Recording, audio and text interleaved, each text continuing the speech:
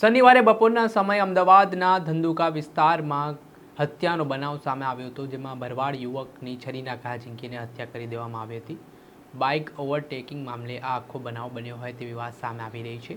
આ ઘટનામાં 2 આરોપીઓની પોલીસે ધરપકડ કરી છે અને આના પગલે ગુજરાત કોંગ્રેસના પ્રદેશ પ્રમુખ અમિત ચાવડાનું નિવેદન છે તે સોશિયલ મીડિયા ઉપર સામે આવ્યું છે, જેમાં તેમણે ફેસબુકના માધ્યમથી પોસ્ટ કરતા શું પ્રહાર સરકાર પર કર્યા છે, વિગતે વાત કરીએ.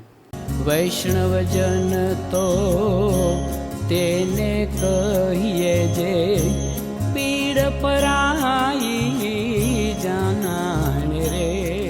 નમસ્કાર દર્શક મિત્રો, નવજીવન ન્યૂઝમાં આપનું સ્વાગત છે.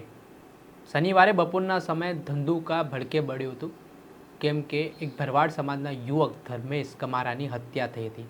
હવે હત્યા પાછળનું કારણ છે કે રિઝવાન મણિયાર નામનો શખ્સ છે તે બાઇક પર પોતાની પત્નીને લઈને જઈ રહ્યો હતો. આ દરમિયાન ધર્મેશ ગમારા સાથે બાઇક સાથે ટક્કર વાગી જતા વિવાદ થયો હતો. આ ઘટના બાદ વિવાદ ઉગ્ર બન્યો હતો. ત્યાર પછી ધર્મેશ ગમારા પોતાના સાથીઓને લઈને જે રિઝવાન મણિયાર છે તેના ત્યાં પહોંચે છે, ત્યારે વધુ ઉગ્ર બોલાચાલી થાય છે, વિવાદ થાય છે અને આટલામાં રિઝવાન અને તેનો મિત્ર સમીર છે તેઓ હુમલો કરી દે છે ધર્મેશ ગમારા પર. રિઝવાનની પાસે રહેલી છરી વડે સાથળના ભાગે ધર્મેશ ગમારાને ગંભીર ઈજાઓ પહોંચાડવામાં આવે છે, છરીઓ મારવામાં આવે છે, જેના કારણે ધર્મેશ ગમારાનું વધુ પ્રમાણમાં લોહી વહી જવાના કારણે મોત થાય છે. આ ઘટનાથી ઘેરા પ્રત્યાઘાત પડ્યા હતા. ઘટનાના પગલે ટોળાએ હાઈવે પર આવેલી દુકાનો સળગાવી હતી. સમગ્ર વિસ્તારમાં કાયદો અને વ્યવસ્થાની સ્થિતિ કથળી હતી. આ ઘટનાના પગલે ધંધુકા પોલીસને જાણ થતાં પોલીસની ટીમ તાબડતોબ ઘટના સ્થળે પહોંચી હતી અને સમગ્ર પરિસ્થિતિ પર કાબૂ મેળવ્યો હતો અને સમગ્ર સ્થિતિ શાંત કરી હતી.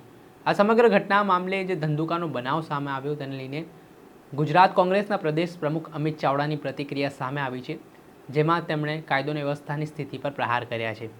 જેમાં અમિત ચાવડા લખી રહ્યા છે, ધંધુકા સહિત આખા રાજ્યમાં જે રીતે ખુલ્લેઆમ હત્યાઓ થઈ રહી છે એ સાબિત કરે છે કે ગુજરાતમાં કાયદો અને વ્યવસ્થાની સ્થિતિ સાવ પડી ભાગી છે. એક પછી એક હત્યા થાય છે ત્યારે ચમરબંધીઓને છોડવામાં નહીં આવે એવા મોટા મોટા બળકાઓ ફૂંકતી ભાજપ સરકાર પર કોઈને ભરોસો નથી રહ્યો. શું પોલીસ માત્ર સામાન્ય જનતાને વિપક્ષને ડરાવવા માટે જ છે?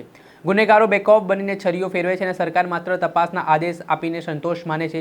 જો તમારામાં ત્રેવડ હોય તો એવી કાર્યવાહી કરો કે કોઈની હિંમત ન થાય. બાકી સોશિયલ મીડિયા પર રીલ બનાવતી કાયદો વ્યવસ્થા નથી ચાલતી. જો તમારા સુરક્ષા નથી સચવાતી તો ખુરશી ખાલી કરો. જનતાને ઠાલા આશ્વાસનો ન પણ ઉચિત કાર્યવાહી કરી ન્યાય અપાવે તેવી સરકાર પાસે અપેક્ષા છે. આ પ્રકારનો સણસણતો ટ્વીટ છે, આ પ્રકારની પોસ્ટ છે તે કોંગ્રેસના પ્રદેશ પ્રમુખ અમિત ચાવડા દ્વારા કરવામાં આવી છે.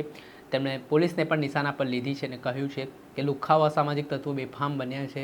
પોલીસનો ઉપયોગ માત્ર વિપક્ષને ડરાવવા માટે થતો હોય તેવા આક્ષેપો તેમણે આ પોસ્ટ પરથી લગાવ્યા છે, જેના જ કારણે રાજકારણ ગરમાયું છે. જોવાનું રહ્યું કે હવે પોલીસ આ મામલે કઈ રીતની કાર્યવાહી કરે છે. બંને આરોપીઓને પોલીસે ગણતરીના કલાકોમાં દબોચી લીધા હતા. દર્શક મિત્રો, આવા જ વિડીયો જોવા માટે નવજીવન ન્યૂઝ જોતા રહો.